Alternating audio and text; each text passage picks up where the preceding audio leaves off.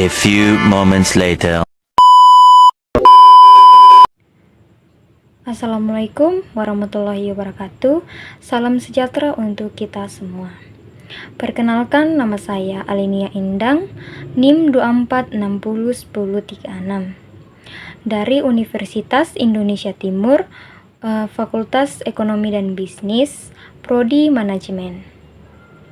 Di sini saya membuat video presentasi dari mata kuliah Pendidikan Kewarganegaraan tentang hak asasi manusia. Di sini saya akan membahas tentang masalah-masalah dalam hak asasi manusia, pengertian HAM, sejarah perkembangan HAM, prinsip-prinsip HAM, pelaksanaan HAM di Indonesia, kasus-kasus pelanggaran HAM di Indonesia, dan penutup kesimpulan dan saran. Oh my god! Tapi bohong. Aku hanya memikirkan satu peraturan penting. Kenapa kau lakukan hari ini kalau kau bisa melakukannya besok? Few moments later.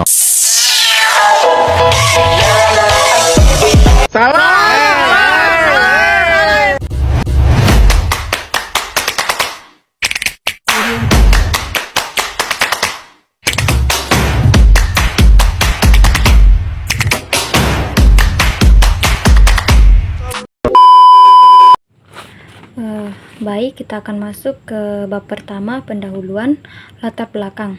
Hak asasi manusia atau bisa disingkat dengan HAM adalah perangkat hak yang melekat pada hakikat dan keberadaan manusia sebagai makhluk Tuhan Yang Maha Esa dan merupakan anugerahnya yang wajib dihormati, dijunjung tinggi dan dilindungi oleh negara, hukum, pemerintah, dan setiap orang demi kehormatan serta perlindungan harkat dan martabat manusia. Indonesia sebagai anggota dari Perserikatan Bangsa-Bangsa mengemban tanggung jawab moral dan hukum untuk menjunjung tinggi dan melaksanakan Deklarasi Universal tentang Hak Asasi Manusia yang ditetapkan oleh PBB serta berbagai instrumen internasional lainnya mengenai hak asasi manusia yang telah diterima oleh negara Republik Indonesia. Terlepas dari konsep HAM yang bersifat universal,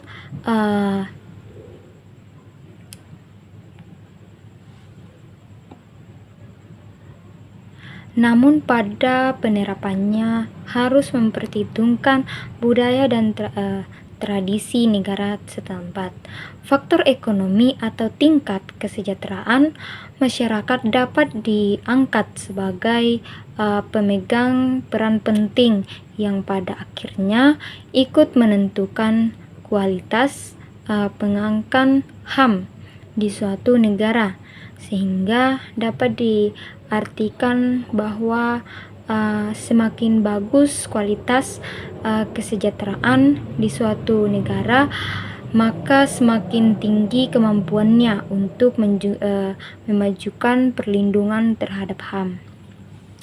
Dalam perkembangan hak asasi manusia terbagi menjadi 3 generasi hak asasi manusia, yaitu generasi pertama hak sipil dan politik, generasi kedua mencakup hak ekonomi, sosial, dan budaya, dan generasi ketiga mencakup hak dan dalam pembangunan. Di antara ketiga generasi tersebut tidak dapat saling dipisahkan, walaupun ketiga generasi tersebut mencakup hak yang berbeda tetapi tetap dalam kesatuan hak asasi manusia yang tidak dapat dipisahkan dan mempunyai keterkaitan antara generasi tersebut.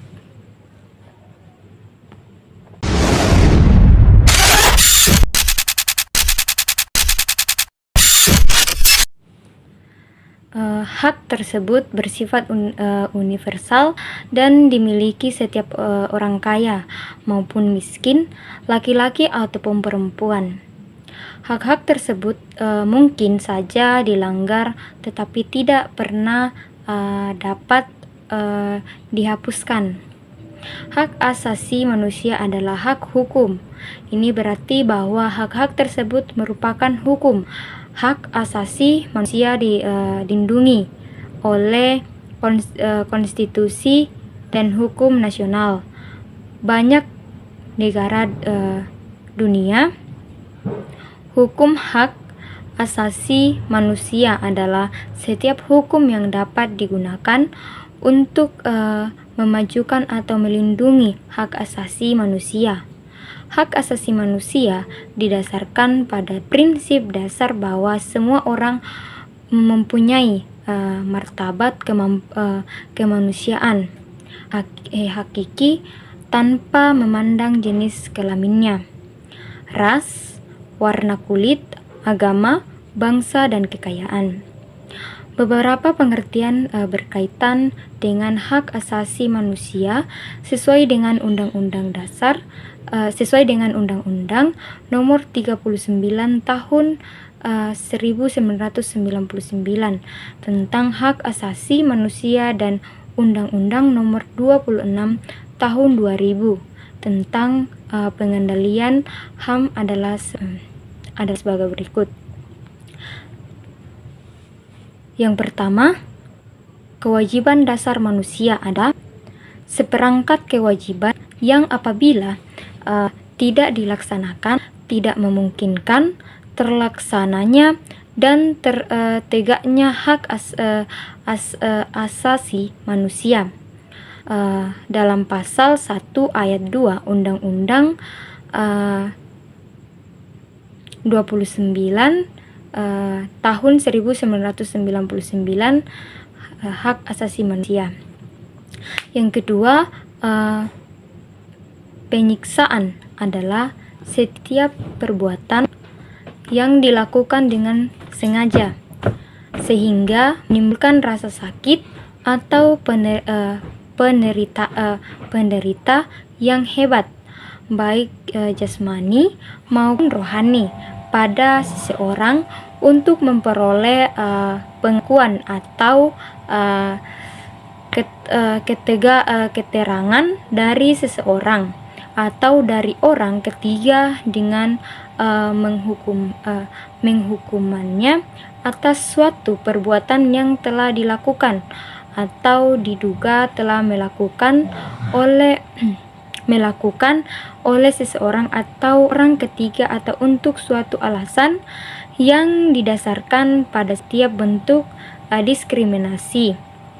Apabila rasa sakit atau penderitaan tersebut ditimbulkan oleh atas hasutan dari dengan persetujuan atau pengetahuan siapapun dari atau pejabat publik. Yang ketiga, anak adalah setiap manusia yang berusia di bawah 18 tahun dan belum menikah, termasuk anak yang masih dalam kandungan apabila hal tersebut adalah demi kepentingan. Yang keempat, pelanggaran hak asasi manusia adalah setiap perbuatan seseorang atau kelompok orang termasuk aparat negara baik disengaja maupun tidak disengaja atau kelalaian secara melawan hukum, mengurangi, menghalangi, membatasi dan atau mencabut hak asasi manusia. Seseorang atau kelompok orang yang dijamin oleh undang-undang ini dan tidak mendapatkan atau dikhawatirkan tidak memperoleh penyelesaian hukum yang adil dan benar berdasarkan mekanisme hukum yang berlaku pada pasal 1 ayat 6.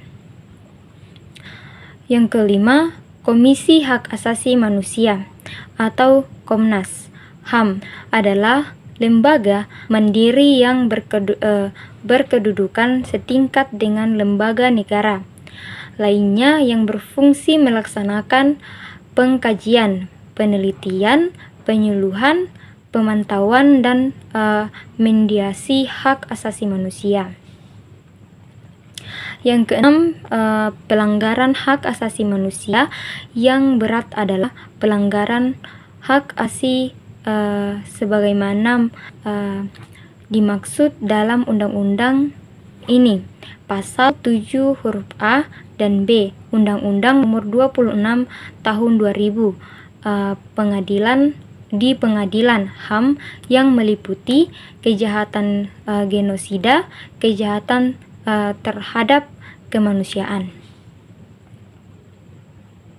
Yang ketujuh, pengadilan hak asasi manusia yang selanjutnya disebut pengadilan HAM adalah pengadilan khusus terdapat pelanggaran HAM berat dalam pasal 1 ayat 3 Undang-Undang Dasar 26 tahun 2000. Yang kedelapan, pengadilan HAM merupakan pengadilan khusus yang berada di lingkungan peradilan umum dalam pasal 2 Undang-Undang Nomor 26 tahun 2000.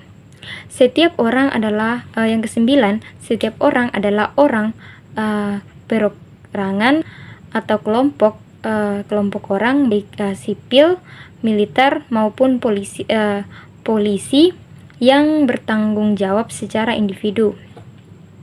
Yang ke-10, penyelidikan adalah serangkaian tindakan penyelidik untuk mencari dan menemukan ada tidaknya suatu peristiwa yang diduga merupakan pelanggaran hak asasi manusia yang berat guna ditindaklanjuti dengan penyelidikan suatu dengan ketentuan yang diatur dalam undang-undang ini, dalam Undang-Undang Nomor 26 Tahun 2000 di Pengadilan Hak Asasi Manusia.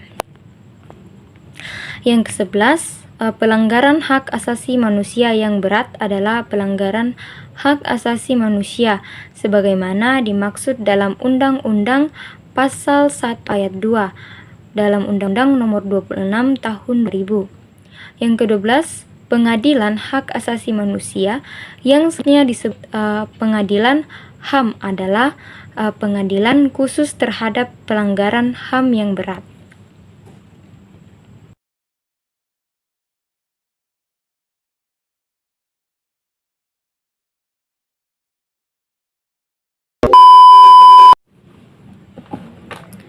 Baik, untuk materi pembahasan yang kedua tentang sejarah perkembangan HAM.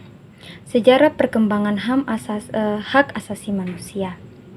Pada umumnya, pakar HAM Barat berpendapat bahwa lahirnya HAM dimulai dengan lahirnya makna kasta.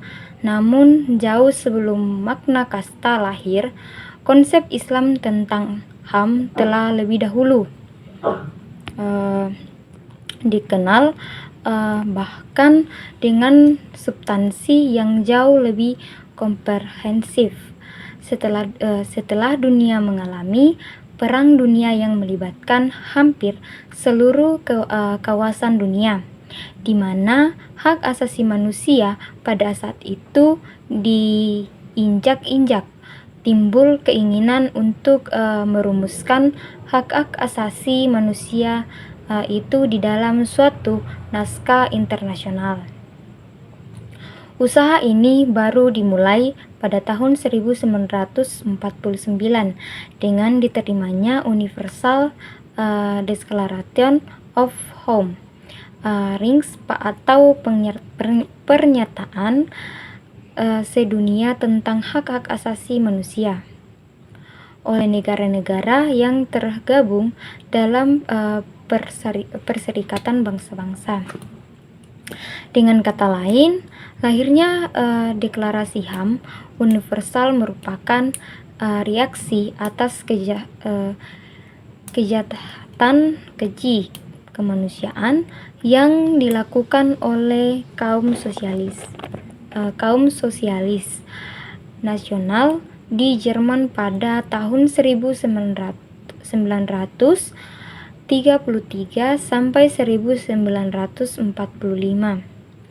Terwujudnya Universal Declaration of Home yang dinyatakan pada tanggal 10 Desember 1948 harus melewati proses yang cukup panjang sebelum terwujudnya deklarasi, setidaknya setelah lahir beberapa naskah HAM yang mendahuluinya, yang bersifat universal dan asisi. Naskah-naskah tersebut sebagai berikut. Yang pertama, Magna Carta atau Piagam Agung 1215,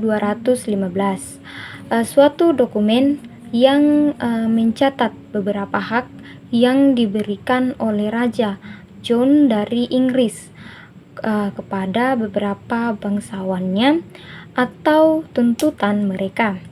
Naskah ini sekaligus membatasi kekuasaan Raja John di Inggris.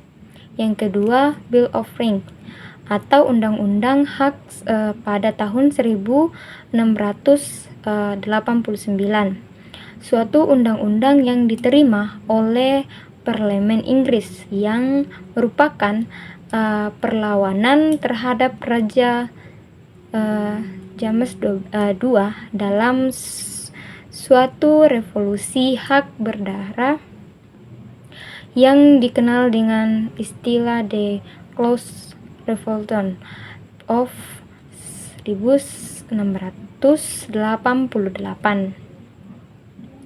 Yang ketiga,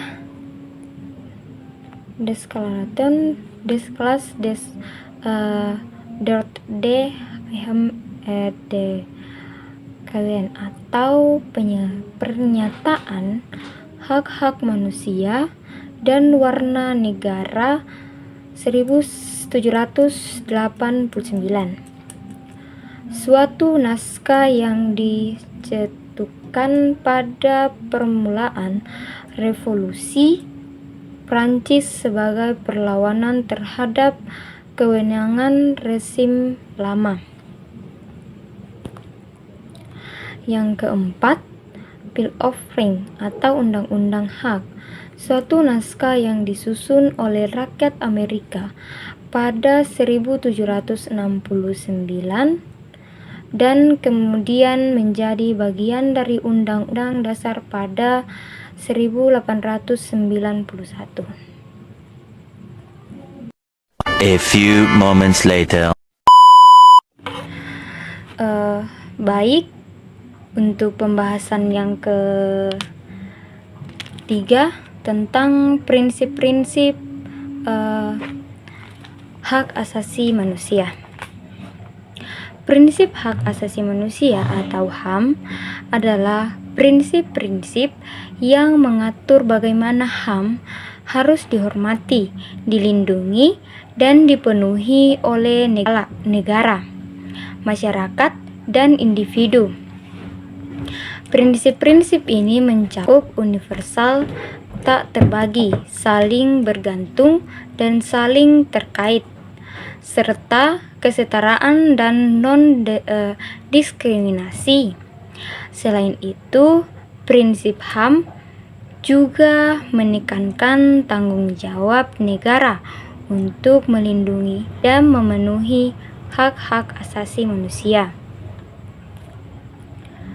Yang pertama, universal atau universality, yaitu semua orang di seluruh belahan dunia, agama apapun, warna negara manapun, bahasa apapun, etnis manapun tanpa memandang identitas politik dan antropologis apapun, dan terlepas dari status disabilitasnya, memiliki hak yang sama.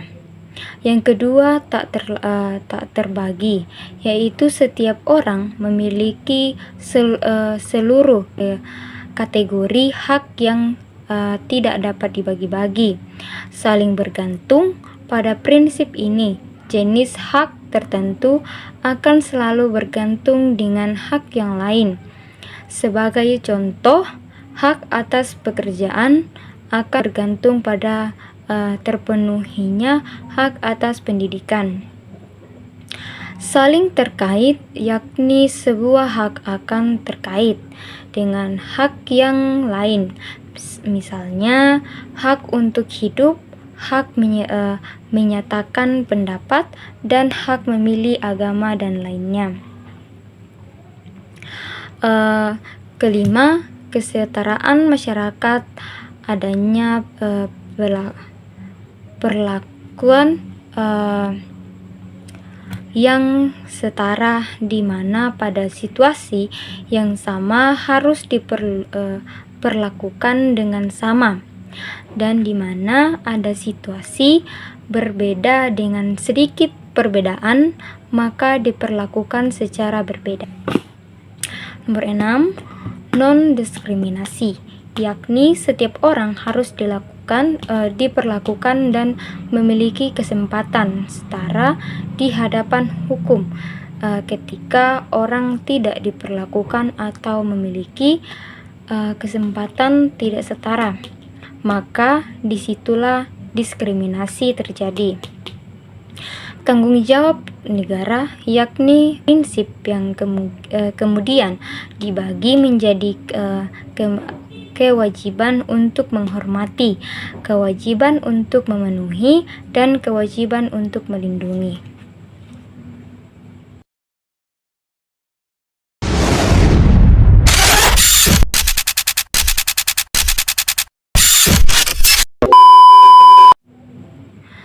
Baik, untuk materi pembahasan yang keempat, pelaksanaan hak asasi manusia di Indonesia.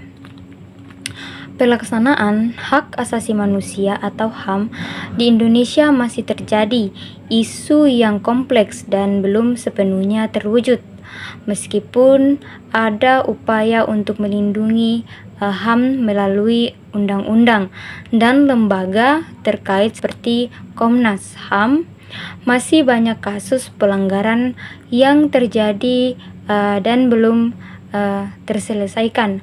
Contoh pelanggaran HAM di Indonesia meliputi peristiwa Trisakti, khusus pembunuhan terhadap mahasiswa yang menuntut reformasi pada tahun 1998.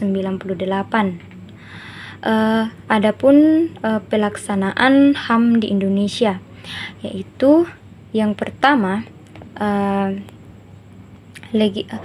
legalisasi dan undang-undang.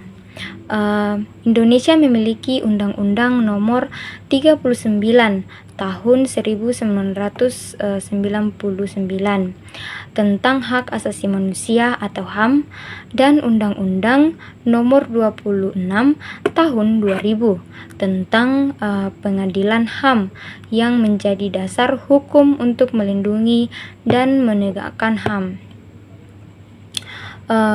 Yang kedua, Komisi Nasional Hak Asasi Manusia atau Komnas HAM. Komnas HAM berperan dalam pengkajian, penelitian, penyuluhan, pemantauan, dan mediasi terkait HAM, serta memberikan rekomendasi kepada pemerintah.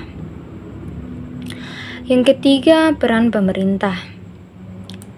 Peran pemerintah bertanggung jawab untuk melindungi, menghormati, dan menjamin hak setiap warga negara dan penduduknya. Namun, komitmen dan kemampuan pemerintah dalam melaksanakan kewajiban HAM masih menjadi sorotan. Yang keempat, pelanggaran HAM. Masih banyak kasus pelanggaran HAM yang terjadi, termasuk pelanggaran HAM berat seperti peristiwa 1965 sampai 1966, penembakan Terius, Telang Sari, Trisakti, Semanggi, dan lain-lain. Yang kelima, tantangan dalam pelaksanaan HAM di Indonesia antara lain masih adanya kesenjangan dalam pemenuhan hak-hak dasar, lemahnya penegak hukum, kurusnya koordinasi antara lembaga, dan kurangnya kesadaran masyarakat tentang HAM.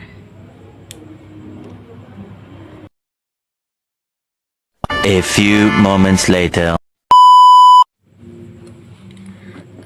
Baik, pembahasan yang terakhir, kasus-kasus pelanggaran hak asasi manusia di Indonesia.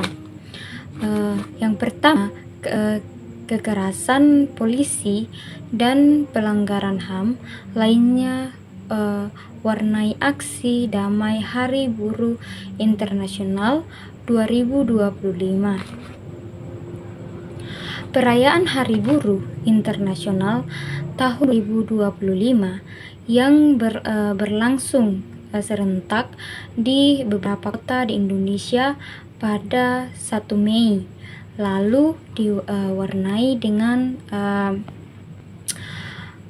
penggunaan kekuasaan berlebihan dan kekerasan aparat kepolisian terhadap para peserta aksi unjuk rasa dan jurnalis peliput di Jakarta. Polisi bertindak represif saat menghadapi aksi protes damai di depan kompleks DPD atau MPR Senayan.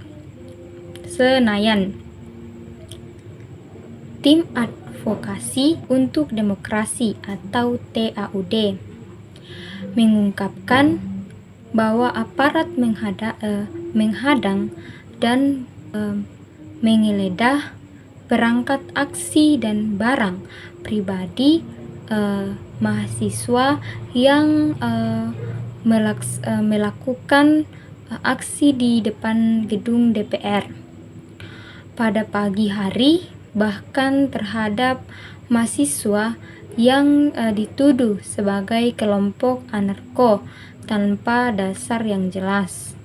Aparat kepolisian membubarkan aksi yang sedang berlangsung tanpa peringatan dan alasan yang sah menurut hukum. Sekitar pukul 17 WIB, aparat melakukan penangkapan yang disertai dengan kekerasan untuk membubarkan aksi. Pembubaran dilakukan ketika aksi dan hiburan musik masih berlangsung dengan menggunakan meriam air dan gas air mata.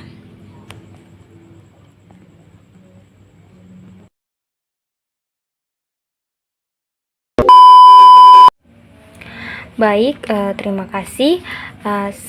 Kita sudah mendengarkan penjelasan tentang hak asasi manusia, tentang apa sih pengertian hak asasi manusia itu, terus bagaimana sejarah tentang perkembangan hak asasi manusia, terus apa prinsip-prinsip hak asasi manusia, bagaimana pelaksanaan hak asasi manusia di Indonesia, dan kasus-kasus pelanggaran yang pernah terjadi kasus-kasus pelanggaran hak asasi manusia yang pernah terjadi di Indonesia.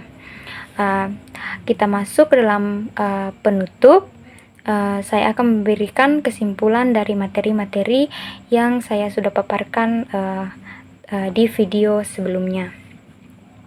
Kesimpulannya, perlindungan bagi korban pelanggaran HAM Barat Indonesia bersendiri sudah diatur melalui beberapa instrumen hukum nasional, mulai dari pasal 34 Undang-Undang Nomor 26 Tahun 2000 tentang Pengadilan HAM, di mana berhak mendapat perlindungan berupa perlindungan fisik dan mental dari ancaman penggunaan teror dan kekerasan dari pihak manapun dan dilaksanakan oleh aparat penegak hukum dan aparat manapun secara cuma-cuma. Selain itu, undang-undang ini juga mengatur bahwa korban pelanggaran HAM berat mendapatkan kompensasi, restitusi, dan rehabilitasi yang selanjutnya diatur melalui peraturan pemerintah mengenai pelaksanaannya. Dalam perjalanan melaksanakan perlindungan bagi korban pelanggaran HAM, terdapat beberapa pengaturan dimulai tingkat undang-undang, di mana dibentuk Undang-Undang Nomor 27 Tahun 2025 tentang Komisi Kebenaran dan Rekonsiliasi KKR. Namun karena di dalam penerapannya dianggap lebih menguntungkan pelaku serta bertentangan dengan Undang-Undang Dasar 1945. Maka aturan ini tidak berlaku lagi, dibatalkan dengan putusan Mahkamah Konstitusi nomor 6 PUU keempat pada tahun 2006 untuk mengisi kekosongan Undang-Undang KKR. Dibentuk Undang-Undang Nomor 13 Tahun 2006 tentang Perlindungan Saksi dan Korban. Saran dari penulisan yang dilakukan penulis, didapat beberapa hal yang semestinya terjadi perbaikan kualitas dalam perlindungan bagi korban pelanggaran hak asasi manusia yang berat, di antara lain sebagai berikut.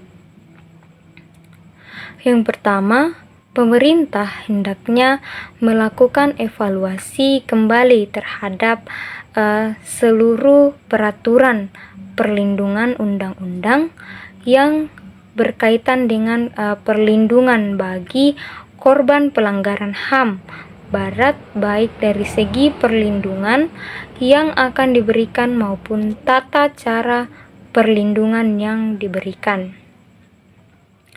Yang kedua, sebagaimana yang diamanatkan Undang-Undang Nomor 26 Tahun 2000 tentang Pengadilan HAM, hendaknya pemerintah menjadikan perlindungan bagi korban pelanggaran HAM Barat menjadi prioritas utama, terlebih dengan kajian yang sudah cukup berlangsung lama yang menyebabkan korban pelanggaran HAM Barat mengalami penderitaan bertahun-tahun sampai dengan saat ini. Terima kasih. Itulah tadi kesimpulan dan saran tentang hak asasi manusia.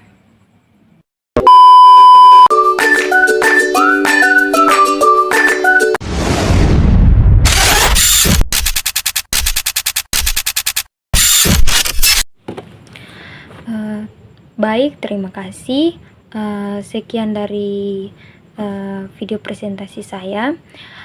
Jika ada salah, mohon dimaafkan. Jika ada kekurangan, bisa ditambahkan. Karena saya masih belajar di dalam pendidikan ini. Sekian dari tugas-tugas presentasi saya. Assalamualaikum warahmatullahi wabarakatuh. Salam sejahtera untuk kita semua. Terima kasih.